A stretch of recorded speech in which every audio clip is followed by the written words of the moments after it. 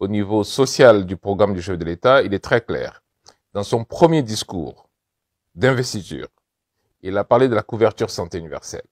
On a passé 4 ans à préparer le plan. Donc on n'est pas arrivé au ministère les mains vides. On est arrivé très bien préparé. Dans son premier cabinet qu'il a constitué, il met un conseiller spécial en charge de la couverture maladie universelle. Et c'était moi.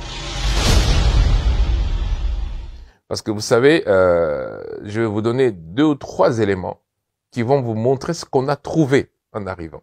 Le premier élément, c'est que nous fêtons aujourd'hui, le 30 juin, notre 63e indépendance. Alors, je vous informe que depuis l'indépendance, donc depuis 63 ans, dans ce pays, on n'a pas construit un seul hôpital public. Pas un seul.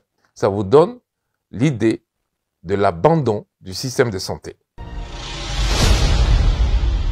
Et donc, le président est en train d'améliorer toutes les infrastructures de la santé. Mais, mieux que ça, comme nous savons que notre population est en majorité en milieu rural, dans le cadre du programme de PEDEL 145 territoires, nous venons de construire et nous allons achever pour au plus tard septembre 1000 centres de santé. Alors, il faut imaginer 1000 centres de santé.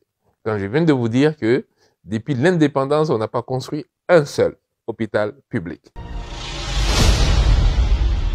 Et le chef de l'État, en moins de 4 ans, a réhabilité toutes ces structures dont je parle, mais surtout a lancé un programme qui finit de construire 1000 centres de santé. Ça veut dire quoi? Ça veut dire que nos mamans qui accouchaient par terre, dans les milieux ruraux, qui accouchaient sur des nattes, vont maintenant accoucher dans des structures de soins dignes de ce nom. Ces 1000 centres de santé vont tous être équipés et au 15 juillet, nous recevons, parce que le chef d'État a demandé qu'on achète, et on a acheté tous les kits d'accouchement pour ces 1000 centres de santé. On a des kits pour 2190 centres de santé. Le message du chef de l'État là-dessus est clair.